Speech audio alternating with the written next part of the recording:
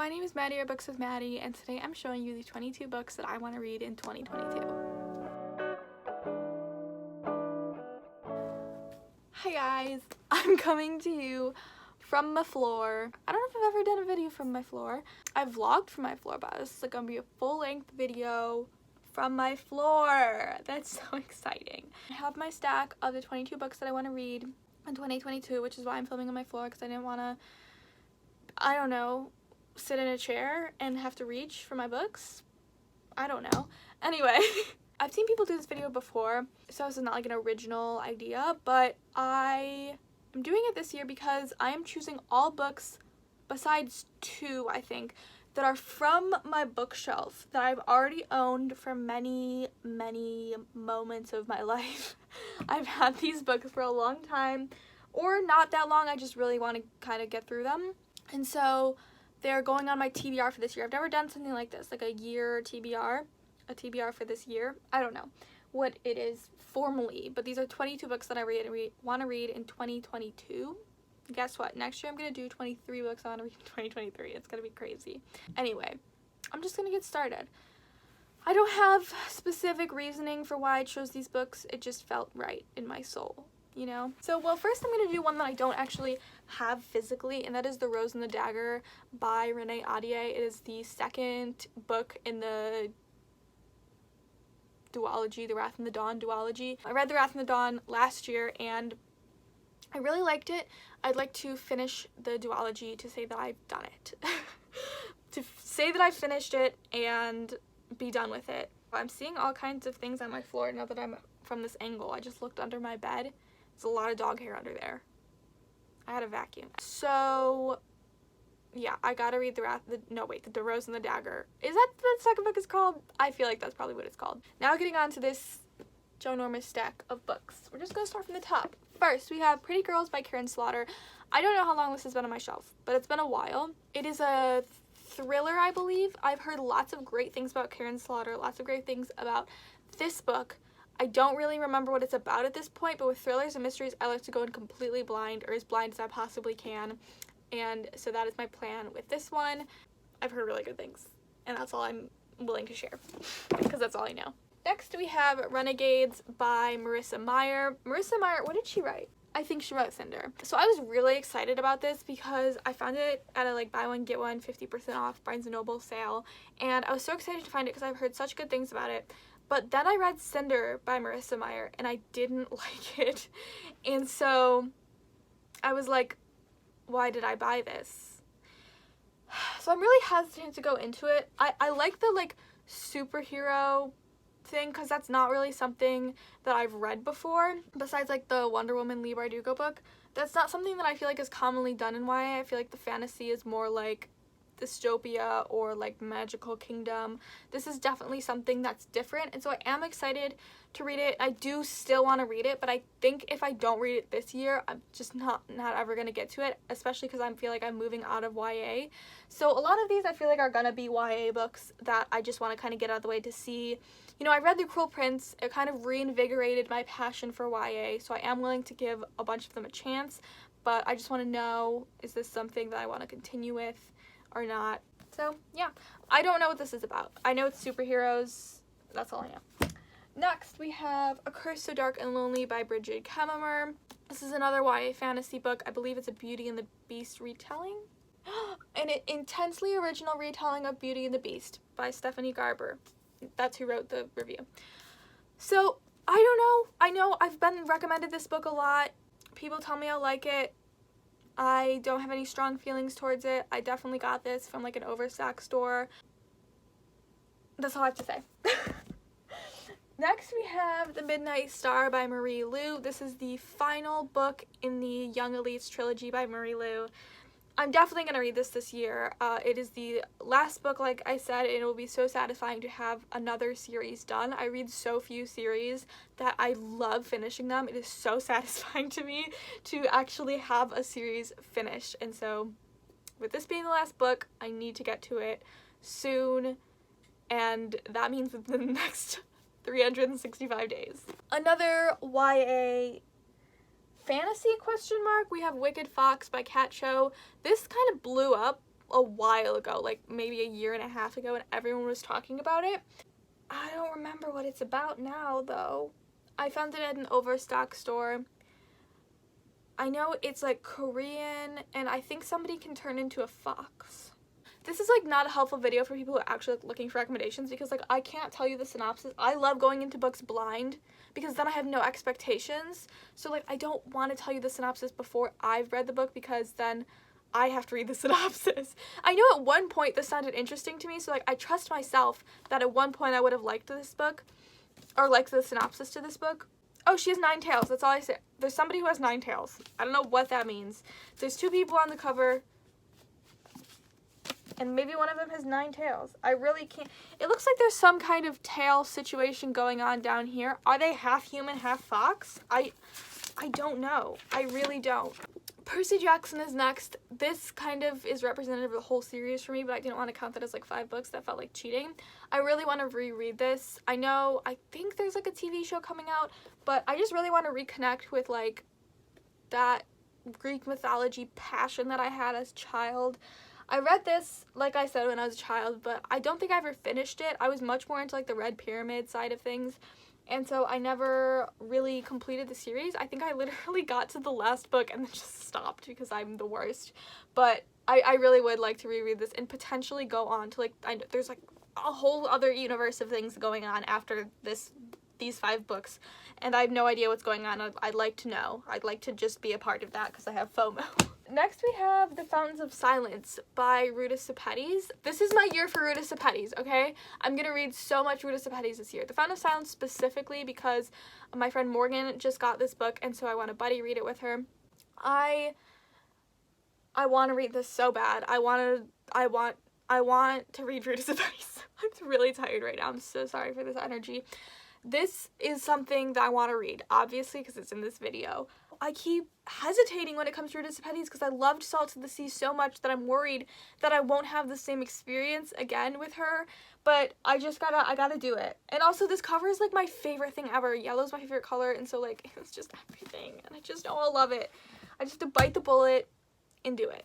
Next we have The Vanishing Throne by Elizabeth May. This is the 2nd book in the Falconer Trilogy, ? I don't know if it's a trilogy or not. It feels like, oh my gosh, it literally says book 2 of the Falconer Trilogy where my hand was covering it up. Anyway, this is such a strangely shaped book, right? It's like a little bit longer than usual. I don't know why, it's also weirdly heavy. Anyway, I started this last year and I actually was like really enjoying it when I was reading it. I just like did not have the time to finish it whatever month that I was supposed to read it. But I really like to get back into it this year because it was an extraordinarily unique book. Like, the Falconer, people are sleeping on it. For real. It's very good. After that, we have My Shame. Okay? Escaping from Houdini. I want to cry almost when I think about this book because I had such a good thing going. Like, in 2019, I read Stalking Jack the Ripper. In 2020, I read Hunting Prince Dracula. And then in 2021, I was supposed to read Escaping from Houdini. I just didn't. I just did not have the time. I ran out of time at the end of the year. And I never got around to doing it. And so I don't know what to do now because it was like my thing where it was like, I read 1 book from the series every year for 4 years until the series ends, and then I quit booktube because I don't know what to do after the series ends.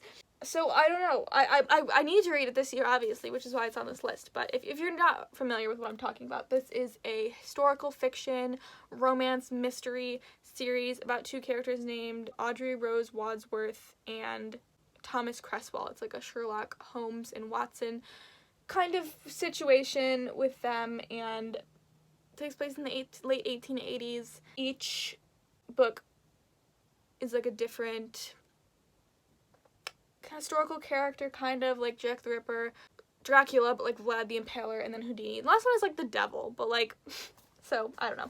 Next we have The Wedding Date by Jasmine Guillory. This is the romance, I believe, that's been on my shelf the longest that I haven't read. I don't know why, because like this book is so well loved. I think part of it is because I know it's part of like a 1,000,000 book series, and I will feel the obligation to read every book from that series if I read the first one.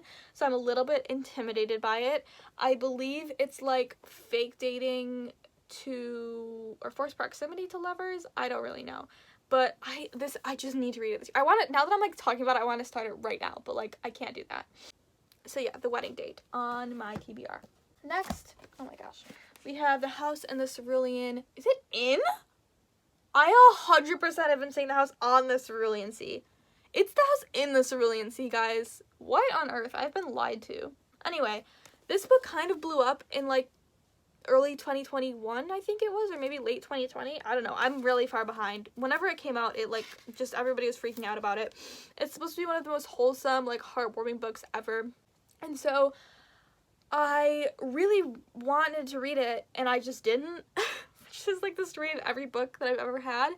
So it is my goal and my dream to read it this year, especially when he came out with another book called like Whispering Wall, something about a whispering something, and I want to feel like I'm part of this, so I'm reading it. This is a lot of books. Now that I'm like going through all these books, this is a lot. On Earth We're Briefly Gorgeous by Ocean Vuong. I was gifted this in 2019, I think, which is so shameful because I was so grateful to have it. I was actually really excited when I got it because I was supposed to read it for my gender and sexuality and literature class, and then it got taken off the syllabus, which is so depressing. I don't know what's going on with this cover. I'm realizing now that I think it's like somebody's holding somebody's shoulder from behind, but I always thought it was somebody like sitting like this. Doesn't it kind of look like that? Like if those were the knees and the arms going around? I don't know. I kind of feel lied to. I don't know anything about this book. I know part of it is written in like...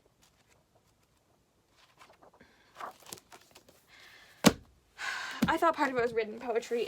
It's not. I was just lying to myself. I don't know why I thought. It literally says a novel. Why did I think it had any poetry in it? The Bell Jar by Sylvia Plath.